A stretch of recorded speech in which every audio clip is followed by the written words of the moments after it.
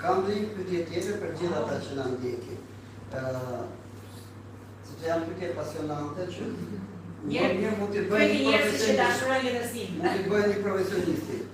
Unë mendoj, personalisht e kam shprehur gjithmonë, që ne për shumë gjëra i kemi hyrë në hak vetes tonë, po mbi gjitha i kemi hyrë në hak në kongresin e famshëm që e lanë Grishten dhe sot po mbasin Grishten.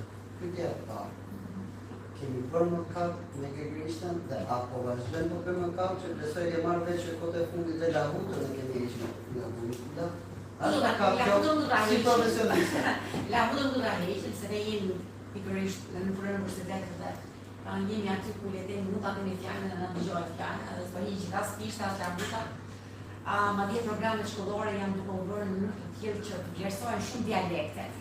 Të vlerësohen dialektet, edhe nuk është një jo e fortë të gjithë atyre që thoshin për shumë ta marrë lahutën e Malësisë edhe ta kalojnë pranë gjuhës letrare, që ishte skandaloze, gjë e papranishme. Sepse ne nuk mund të ndryshojmë asgjë e librave që kanë shkruar shkrimtarët. Edhe të lexojmë librat ashtu si kanë shkruar shkrimtarët. Nuk mund të ndryshojmë, nuk mund të thjeshtësojmë. Për sa i përket të mora vetëm nga u. Për sa i përket vendosjes së një, si thua, një standard. Në çdo vend të botës, ju siguroj për këtë, është vendosur një standard. Është bërë një kongres dhe është vendosur një standard i cili politizë së vërtetës është diçka që ka qenë punë administrative. Është vendos njëri nga dialektet që duket sikur flitet më shumë. Por unë do thosha që nuk mund të them që kemi bërë një gabim të madh fare atëherë. Që kemi vendosur një standard. Se standardi na ndihmoi. Por unë do kisha thënë këtë. Atëherë do të ishte Grishte do të kishte marrë më shumë elemente. Pra gjuha standarde, pra në përcaktimin e gjuhës standarde, do të ishte marrë shumë më tepër elemente nga Grishta sa e marrë.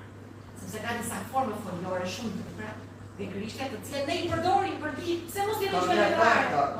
Nuk e bëm atëherë, nuk e kemi vendosur standarde.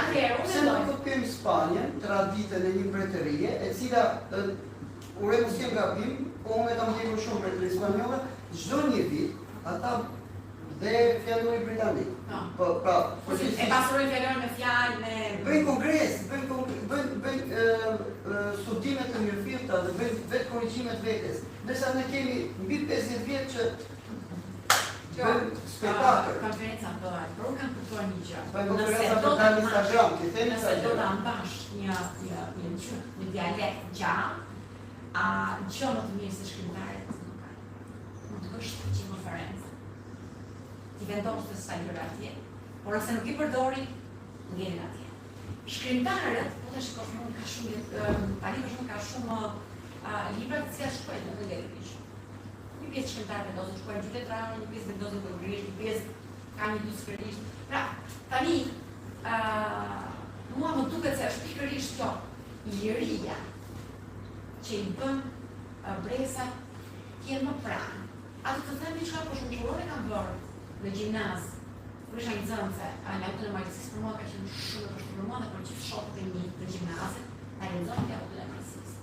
Tani unë shoh që, duke qenë se kishta bëhet kudo, bëhet që në nënvjeçare, bëhet në gjimnaz, bëhet në universitet, pra nxënësi fillon edhe veshi fillon dhe i mësohet me të dialektin dhe formë.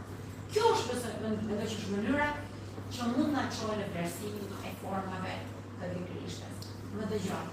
Konferencat janë të mira, por janë kaq të mësuara sa nuk është se kanë një ndihmë të madh.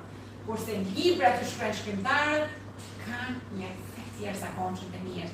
E dini ju për shembull që sa përqilla ai që the pasurimi i fjalës ose rimarrja e shkrimtarët janë e kanë si zakon të që përdorin në librat e tyre fjalë që përdorin shumë pak, ose që i përdorin krahi, ose i përdorin për shembull mamë, nëna, gjyshërit.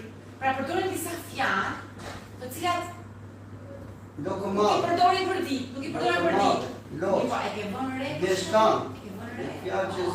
ke vënë re për shembull që kur ti e lexon një shkrimtar e fikson më njëherë dhe fillon të përdor. Letërsia është ajo që na e pasuron gjuhën. E keni vënë re ju për shembull që kur lexoni një libër, filloni përdorni fjalët që keni lexuar nga një libri, ja kjo quhet pasurimi i gjuhës. Dhe unë mendoj që nëse shkrimtarët shkruajnë dhe ka gjeri tash të shkojnë rrotujet dialekte.